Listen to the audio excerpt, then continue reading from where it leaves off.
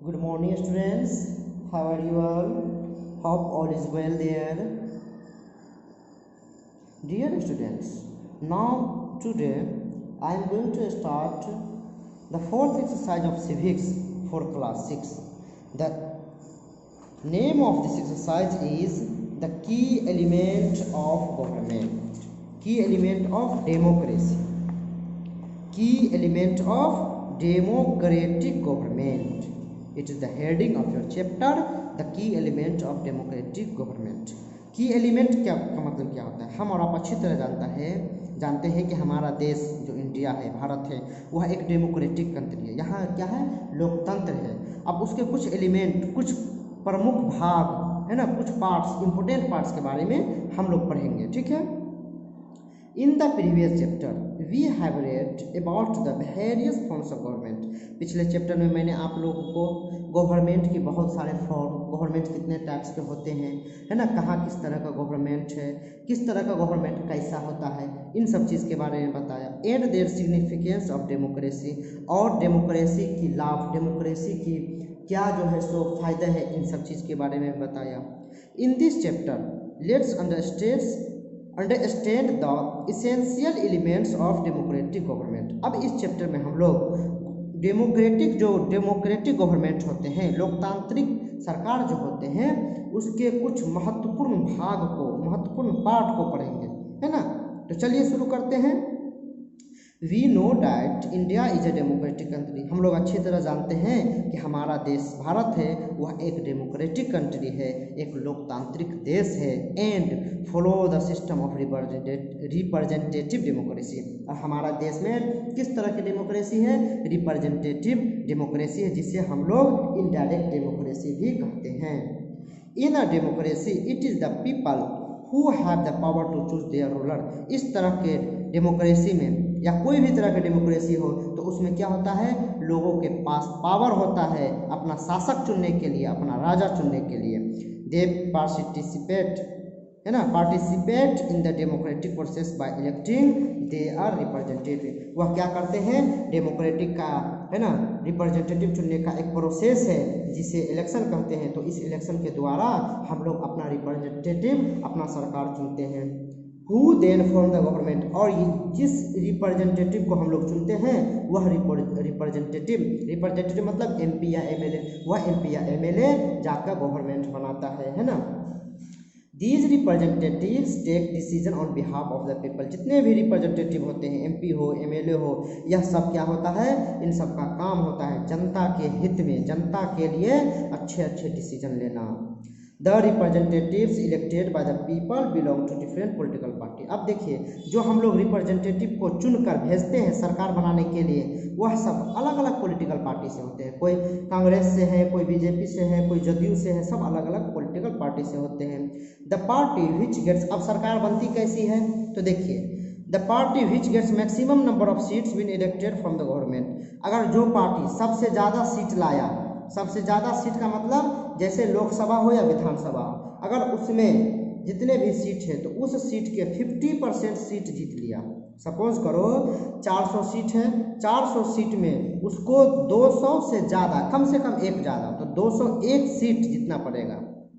अगर 50% से ज़्यादा सीट जीत जाता है, एक भी सीट अगर ज़्यादा जीत गया तो वह सरकार बना सकता है। जैसे हमारे इसमें क्या नाम है, लोकसभा में 545 सीट है और BJP 364, तो 544 का जब आप आधा करोगे तो 216, है ना, ऐसे ही कुछ आसपास आता है। तो लेकिन BJP के पास 300 समथिंग सीट है, तो वो अकेले गवर्नमेंट बना लिया।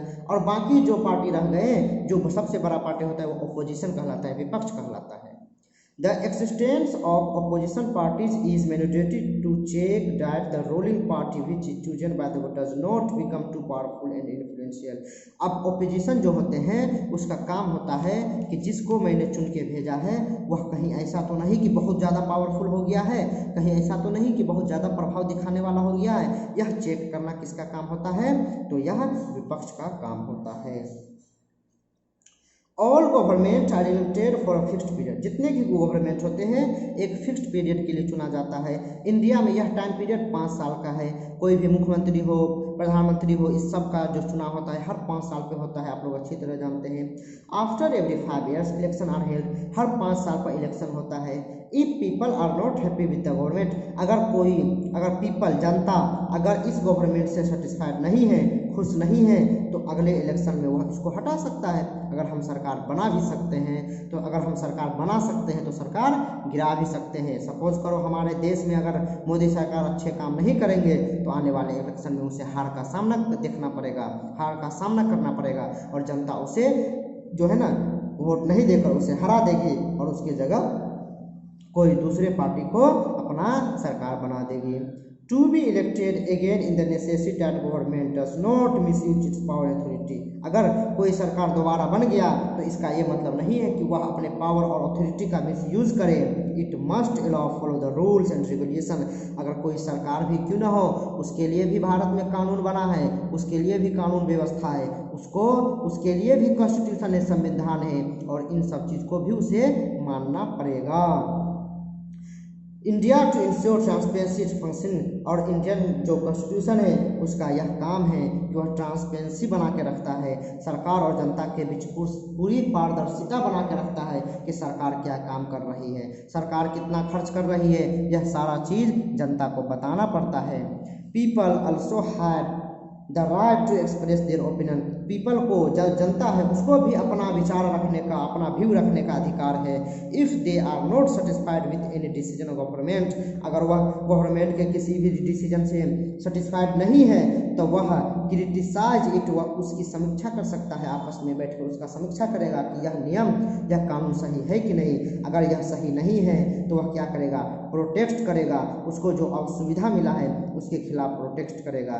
आप लोग देखते होंगे कि हमारे भारत में आए दिन लोग प्रोटेस्ट करते हैं किसी न किसी चीज़ को लेकर। अगर कोई चीज़ का दाम बढ़ गया, कोई चीज़ की जो है ना कीमत बहुत ज़्यादा बढ़ गई तो लोग उसके लिए प्रोटेस्ट करते हैं। अब ये चीज़ तो आप लोग पढ़े ही हुए थे कि हमारे भारत में सबसे पहले 25 जनवरी 1950 ईस्वी को इलेक्शन कमीशन ऑफ इंडिया की गठन की गई और 1952 में फर्स्ट इलेक्शन कराया गया। ठीक है, अब आगे बढ़ते हैं दूसरे पॉइंट की तरफ। पीपल पार्टिसिपेटेड एंड अकाउंटेबिलिटी, है ना, इस लोकतंत्र में, डेमोक्रेसी में पीपल की पार्टिसिपेशन, लोगों की, है ना, पार्टिसिपेट होना, लोगों को वहाँ पे जाके शामिल होना और उसकी उत्तरदायित्व क्या है, इन सब के बारे में पढ़ते हैं। When the parliament passes a law और इम्प्लीमेंट अ पॉलिसी, अगर पार्लियामेंट कोई भी कानून बनाता है या कोई पॉलिसी को इम्प्लीमेंट करता है, it is the duty of the administration to carry it out, तो जो एडमिनिस्ट्रेशन होते हैं, जो शासन व्यवस्था होते हैं, उसका काम होता है कि इसको लागू करवाना जनता के बीच।